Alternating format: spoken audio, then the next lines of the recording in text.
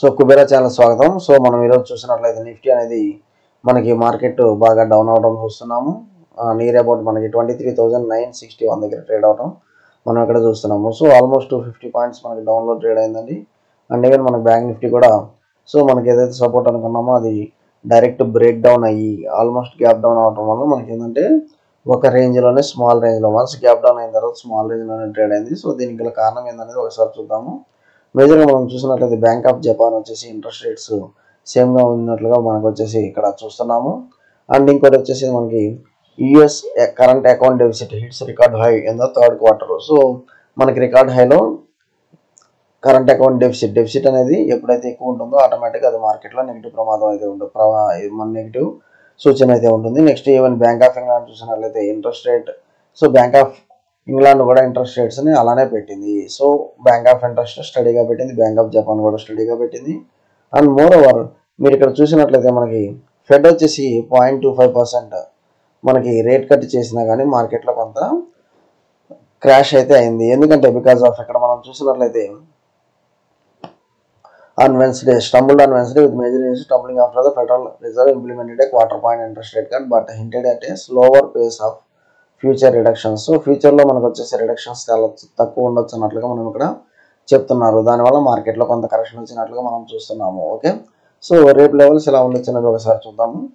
ఒక మార్కెట్లో ఒక స్మాల్ వన్స్ మనకి ఎవ్రీడే మనకి మార్కెట్లో చాలా కరెక్షన్ అయితే రావడం జరిగింది గత కొన్ని సెషన్స్ నుంచి, అది మనం చూద్దాము. సో 1 2 3 4 ఓకే, సో ఆల్మోస్ట్ మనకు వచ్చేసి 4 డౌన్స్ మనకు వచ్చేసి 1 2 3 రెడ్ క్యాండిల్స్ అండ్ మళ్ళీ మనకు వచ్చేసి మార్కెట్ గ్యాప్ డౌన్ అయింది. గ్యాప్ డౌన్ అయిన తర్వాత కాడి నుంచి కొంత మార్కెట్లో పికప్ అనేది కొంచెం స్టార్ట్ అయింది. సో మనం ఏదైతే ఇక్కడ చూడండి నిన్న మనం డిస్కస్ చేసాము ఈ లెవెల్ దాకా మార్కెట్ పడే ఛాన్సెస్ అయితే కనిపిస్తుంది అన్నట్లుగా. సో ఆ లెవెల్ అయితే హార్న్ అయింది. ఇక్కడ నుంచి మనకి ఇప్పుడు బౌన్స్ బ్యాక్ అయ్యే ఛాన్స్ అయితే కనిపిస్తుంది. నాకు వచ్చేసి మనం చూసినట్లయితే వన్స్ 24,000 నేను క్రాస్ అయితే 24,200 వచ్చేసి నేను రౌండ్ ఫిగర్ తీసుకుంటున్నాను. అది మీరు ఒకసారి ఇక్కడ చూడొచ్చు. నేను వచ్చేసి ఇది మేజర్ సపోర్ట్ కింద చూస్తున్నాను. అండ్ మనకు వచ్చేసి నాకు ఫస్ట్ టార్గెట్ వచ్చేసి 24,200 లెవెల్స్ అయితే నేను ఇక్కడ తీసుకుంటున్నాను. సో నాకు ఫస్ట్ టార్గెట్ వచ్చేసి 24,200 లెవెల్స్ అయితే తీసుకుంటున్నాను. వన్స్ 24,000 క్రాస్ అయితే ఉంటే మీరు వచ్చేసి కాల్ ఆప్షన్ బై చేయండి.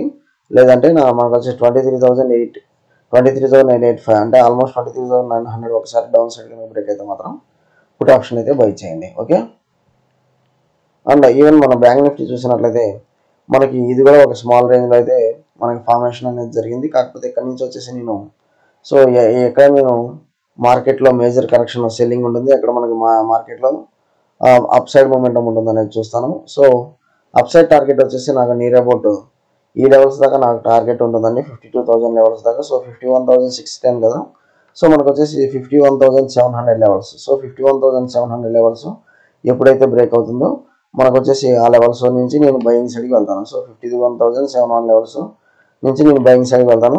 అండ్ 51,314 డౌన్ 51,314 డౌన్ వచ్చేసి నేను వచ్చేసి సెల్లింగ్ సైడ్ అంటే పుట్ ఆప్షన్ బై చేస్తాను. ఓకే, సో లెవెల్స్ అయితే చూడండి విత్ 50 పాయింట్స్ నేను స్టాప్ లాస్ తీసుకొని ఈ రెండు అయితే ఈవెన్ బ్యాంక్ నిఫ్టీ కానీ నేనైతే రేపు వచ్చేసి ఆర్డర్స్ అయితే ప్లేస్ చేస్తాను. ఓకే, సో మేజర్గా మనకి ఏదైతే ఈవెన్ యూఎస్ మనకి 0.25% అనేది కట్ చేసినా కానీ సో ప్రొజెక్షన్ అనేది చాలా వీక్గా ఉంది. And more over major drawback వచ్చేసి కరెంట్ అకౌంట్ డెఫిసిట్ అనేది ఆల్ టైమ్ హైగా ఉన్నట్లుగా మనం ఇక్కడ చూస్తున్నాం. ఓకే, సో అందువల్ల ఏంటంటే మార్కెట్లో కొంత కరెక్షన్ కనబడి రేపు అయితే కొంత రికవరీ కనబడవచ్చు అని నేను అనుకుంటున్నాను. ఏదైనా లెవెల్స్ చూసి మనం ట్రేడ్ చేద్దాం. ఓకే, థ్యాంక్ యూ అండి. Follow for important updates Kubera channel.